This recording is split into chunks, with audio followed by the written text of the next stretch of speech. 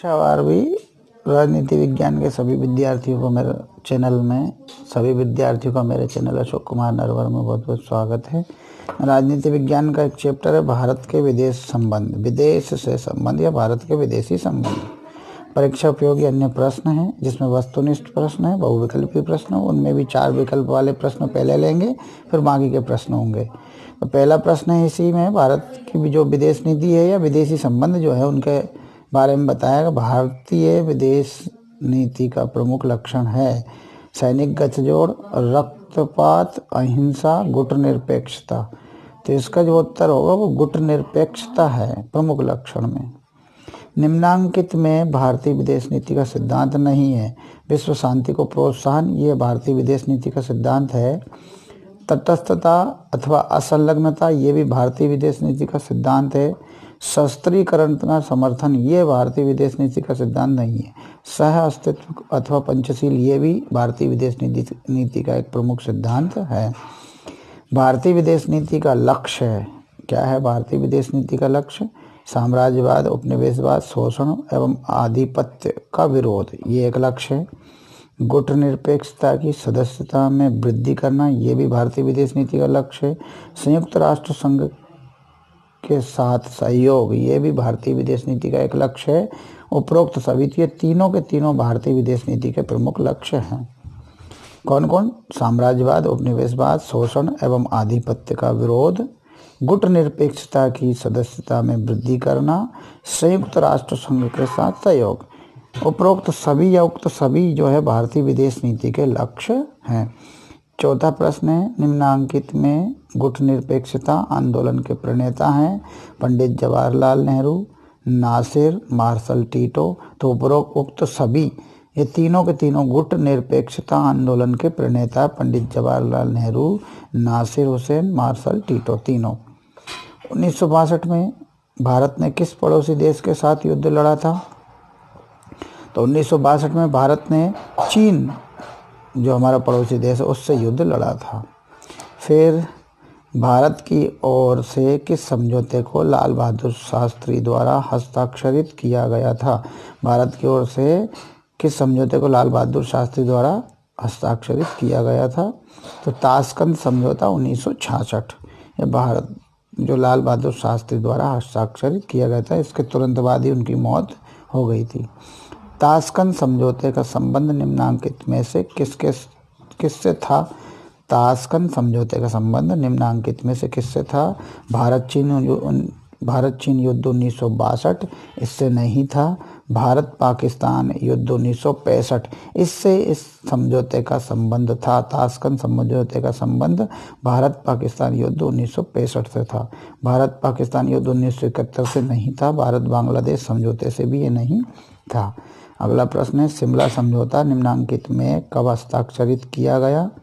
शिमला समझौता कब हस्ताक्षर किया गया, ये पूछा उन्होंने। तो ये शिमला समझौता 1971 के युद्ध के बाद का है। तो इसको देख लेते हैं। 8वां प्रश्न का उत्तर क्या होगा? शिमला समझौते के बाद हुआ था। 8वें का उत्तर है 2 जुलाई 1972। क्या है? 2 जुलाई 1972 को शिमला समझौता हस्ताक्षरित किया गया था, 2 जुलाई 1972। चलिए 9वां प्रश्न अगले पेज पर है, उस पेज पर आ जाइए। 9वें प्रश्न पर जब हम आते हैं तो देखिए, भारतीय संविधान के किस अनुच्छेद में भारत की विदेश नीति के मौलिक सिद्धांतों का उल्लेख किया गया है? भारतीय संविधान के किस अनुच्छेद में भारत की विदेश नीति के मौलिक सिद्धांतों का उल्लेख किया गया? तो इसका उत्तर होगा अनुच्छेद 51 में। अनुच्छेद 51 में 48, 49 या 50, इन तीनों में नहीं है। अनुच्छेद 51 में भारतीय विदेश नीति के मौलिक सिद्धांतों का उल्लेख किया गया। 1997 में भारतीय विदेश नीति को सफल बनाने हेतु 5 नवीन सिद्धांतों का प्रतिपादन किया गया था। ये सिद्धांत चर्चित हुए थे। किसके नाम से चर्चित हुए? पंचशील सिद्धांत के नाम से, गुजराल सिद्धांत के नाम से, वाजपेयी सिद्धांत के नाम से, देवगौड़ा सिद्धांत के नाम से। तो ये जो है गुजराल सिद्धांत के नाम से चर्चित हुए थे। किसके नाम से? जो उस समय के प्रधानमंत्री थे आई के गुजराल, इंद्र कुमार गुजराल, उनके नाम से ये सिद्धांत थे, गुजराल सिद्धांत के नाम से प्रसिद्ध हुए। फिर है बांडुंग सम्मेलन निम्नांकित में किस वर्ष आयोजित किया गया। बांडुंग सम्मेलन किस वर्ष आयोजित किया गया था? ये 1955 में आयोजित किया गया था बांडुंग सम्मेलन। चलिए, रिक्त स्थानों की पूर्ति। तो रिक्त स्थान पहला है, भारत ने हमेशा ही साम्राज्यवाद और उपनिवेशवाद का विरोध किया है, तो इसका खाली स्थान में आएगा उपनिवेशवाद।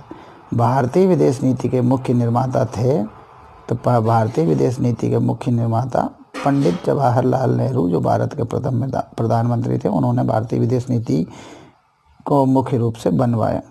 गुट निरपेक्षता का उदय विश्व शांति की आकांक्षा एवं उद्देश्य से हुआ था।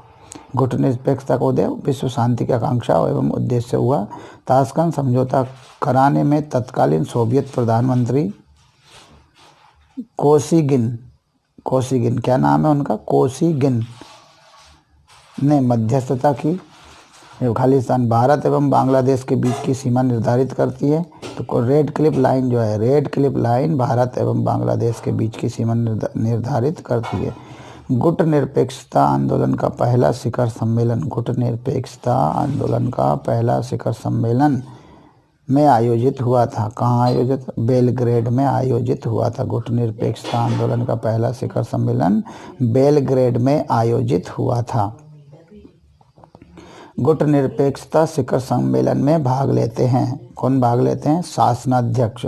गुट निरपेक्षता शिखर सम्मेलन में शासनाध्यक्ष भाग लेते हैं, संसद के अध्यक्ष भाग लेते हैं। दक्षेस की स्थापना में ढाका में हुई। दक्षेस की स्थापना 1985 में ढाका में हुई थी। भारत चीन के बीच पंचशील समझौते में हस्ताक्षरित हुआ। कब हुआ? 1954 में। मैकमोहन रेखा देशों की सीमा बतलाती है। मैकमोहन रेखा भारत चीन देशों की सीमा बतलाती है। अब अगला है सत्य कथन वाला प्रश्न। भारत ने शुरू से ही पड़ोसी राष्ट्रों के प्रति सहयोग का दृष्टिकोण रखा, ये बिल्कुल सत्य है। भारत ने 1974 में पोखरण में पहला परमाणु विस्फोट किया, ये भी सत्य है। भारत ने 1974 में पोखरण में पहला परमाणु विस्फोट किया था, ये सत्य है। सर्वप्रथम पंचशील का उल्लेख भारत और चीन के मध्य 1956 में हुए समझौते में किया गया, ये जो है असत्य है तीसरा, क्योंकि 1956 में नहीं, पहले ही कर लिया गया था 1954 में। ये 56 2 साल बाद का बोल रहे हैं, इसलिए गलत है। बांडुंग मलेशिया का एक नगर है, ये भी असत्य है। गुट निरपेक्ष आंदोलन अब अप्रासंगिक हो गया है, ये सत्य है। अब कोई काम का नहीं रहा गुट निरपेक्ष आंदोलन। हवाना शिखर सम्मेलन 2008 में डरबन में हुआ, यह असत्य है। क्योंकि हवाना और डरबन दोनों अलग अलग हैं। बांग्लादेश के साथ भारत की सीमा सबसे लंबी है, ये सत्य है, बिल्कुल सत्य है। बांग्लादेश की सीमा ही भारत के साथ सबसे ज़्यादा लंबी है। फिर सही जोड़ी का मिलान करते हैं, तो स्तंभ खा से मिलाना, स्तंभ खा को नेफा अथवा उत्तरी पूर्वी सीमांत, इसको किस नाम से जानते हैं? तो अरुणाचल प्रदेश के नाम से जानते हैं। नेफा अथवा उत्तरी पूर्वी सीमांत को अरुणाचल प्रदेश के नाम से। 1971 भारत पाक युद्ध परिणाम क्या हुआ? बांग्लादेश का उदय। 1971 के भारत पाकिस्तान युद्ध का परिणाम यह हुआ कि बांग्लादेश का उदय हुआ। शिमला समझौते का लक्षण, शिमला समझौते का लक्षण क्या था? तो ये लक्षण था द्विपक्षीय वार्ता। द्विपक्षीय वार्ता के द्वारा शिमला समझौते का लक्षण प्रकट होता है। पूरब की ओर देखो नीति 1991, पूरब की ओर देखो नीति 1991, ये जो है कहाँ बनाई गई थी? तीसरे सम्मेलन नरसिंह राव की ये नीति थी, पूरब की ओर देखो 1991 की नीति।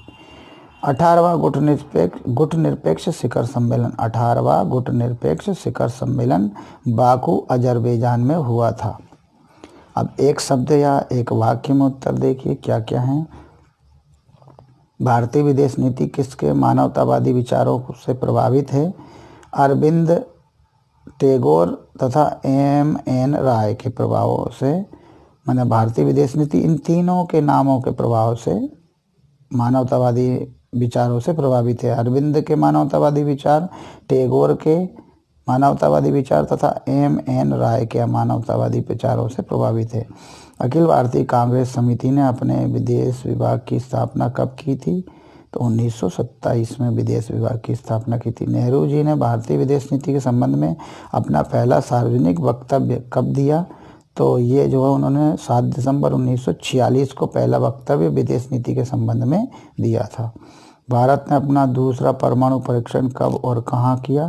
तो भारत ने अपना दूसरा परमाणु परीक्षण 13 मई 1998 को पोखरण में किया था। वर्तमान भारतीय विदेश मंत्री का नाम बताइए। सुब्रमण्यम जयशंकर है। जो अभी वर्तमान के भारत के विदेश मंत्री हैं वो सुब्रमण्यम जयशंकर, एस जयशंकर भी इनको कहते हैं। ठीक है, अब ये तो थे आपके बहुविकल्पी प्रश्न, वस्तुनिष्ठ प्रश्न। अब आते हैं अति लघुत्तरी प्रश्न। अति लघुत्तरी प्रश्नों में भारत पाकिस्तान युद्ध 1971 के कोई 2 राजनीतिक परिणाम लिखिए। तो देखिए क्या क्या राजनीतिक परिणाम हुए 1971 के। बांग्लादेश के रूप में एक नवीन राष्ट्र का प्रादुर्भाव हुआ, यानी बांग्लादेश के रूप में एक नए देश का जन्म हुआ या प्रादुर्भाव, नवीन राष्ट्र का प्रादुर्भाव हुआ। चलिए, अच्छे शब्दों का प्रयोग हुआ, सरल शब्दों में कह सकते हैं कि एक नए देश का निर्माण हुआ, एक नए देश का जन्म हुआ। श्रीमती इंदिरा गांधी तथा जुल्फकार अली भुट्टो के बीच शिमला समझौता हुआ 1971 की जगह 72 में, 2 जुलाई 1972 में शिमला में एक समझौता हुआ श्रीमती इंदिरा गांधी तथा जुल्फकार अली भुट्टो के बीच में, जिसे शिमला समझौता कहते हैं। ये 2 परिणाम राजनीतिक का परिणाम निकले 1971 के युद्ध के। भारतीय परमाणु नीति के कोई 2 पक्ष बताइए। तो भारतीय परमाणु नीति के 2 पक्ष हैं। भारत ने सिर्फ आत्मरक्षार्थ परमाणु बमों का निर्माण किया है। भारत ने सिर्फ अपनी आत्मरक्षा के लिए, रक्षार्थ बना आत्मरक्षा के लिए परमाणु बमों का निर्माण किया है। तथा भारत ने दूसरा वाला पक्ष है, भारत ने परमाणु हथियारों का युद्ध में पहले प्रयोग नहीं करने की घोषणा कर रखी। भारत ने युद्ध में कभी भी पहले अपनी ओर से परमाणु हथियारों के प्रयोग नहीं करने की घोषणा कर रखी है। 2 पक्ष हो गए। भारत के प्रथम परमाणु परीक्षण का कोड नाम क्या था? तो 18 मई 1974 को जैसलमेर राजस्थान में किए गए प्रथम परमाणु परीक्षण का कोड नाम स्माइलिंग बुद्ध था। क्या था कोड नाम? स्माइलिंग बुद्ध। फिर है नेहरू युग की विदेश नीति तथा उत्तर नेहरू युग की विदेश नीति में क्या अंतर है या भेद है? इन्हीं में नेहरू के समय की विदेश नीति और नेहरू के बाद के युग की। उत्तर नेहरू युग माने नेहरू के बाद के युग। तो नेहरू के बाद के युग की विदेश नीति और नेहरू के समय की विदेश नीति में क्या अंतर देखते हैं। जब नेहरू युग की विदेश नीति में आदर्शवादिता का तत्व प्रबल था, जहाँ नेहरू युग की विदेश नीति में आदर्शवादिता का तत्व प्रबल था, बहुत ज़्यादा था, वहीं उत्तर नेहरू युग में विदेश नीति का झुकाव यथार्थवादिता पर आ गया। आदर्शवादिता ठीक नहीं होती, यथार्थवादिता जरूरी है। गुट निरपेक्ष राष्ट्रों की 2 पहचान लिखिए। गुट निरपेक्ष जो राष्ट्र होते हैं उनकी 2 पहचान क्या है? पहला, गुट निरपेक्ष देश शांतिपूर्ण सहअस्तित्व पर आधारित एक स्वतंत्र विदेश नीति का अनुसरण करते हुए किसी भी शक्ति या खेमे या गुट से नहीं जुड़ेंगे, मतलब वो किसी शक्ति गुट से नहीं जुड़ेंगे, शक्ति खेमे से नहीं जुड़ेंगे। ये स्वतंत्र विदेश नीति का अनुसरण करते हुए, ना किसी अमेरिकी गुट में ना सोवियत गुट में, दोनों गुट से दूर रहकर अपनी स्वतंत्र विदेश नीति का अनुसरण करते हुए दोनों शक्ति गुटों से नहीं जुड़ेंगे। गुट निरपेक्ष राष्ट्र सदैव राष्ट्रीय स्वतंत्रता आंदोलनों का समर्थन करेंगे। जिन जिन देशों में राष्ट्रीय स्वतंत्रता आंदोलन चल रहे हैं उन देशों के स्वतंत्रता आंदोलनों का समर्थन करेंगे गुट निरपेक्ष राष्ट्र हमेशा। ये इनके 2 पहचान थी। दक्षेश या सार्क में सम्मिलित देशों के नाम बताइए। दक्षेश या सार्क में भारत, भूटान, नेपाल, पाकिस्तान, श्रीलंका, अफगानिस्तान, बांग्लादेश, मालदीव सम्मिलित हैं। अगला प्रश्न है 1962 के भारत चीन युद्ध के पश्चात किस रक्षा मंत्री को अपना त्यागपत्र देना पड़ा? B.K. कृष्ण मेनन को अपना त्यागपत्र देना पड़ा। B.K. कृष्ण मेनन को 1962 के भारत चीन युद्ध के बाद, और ये थे उस समय रक्षा मंत्री। चलिए फिर आता है लघुत्तरी प्रश्न, तो इसमें देख लेते हैं। 14 मिनट का हो गया लघुत्तरी प्रश्न, अगले वीडियो में लेंगे हम। धन्यवाद।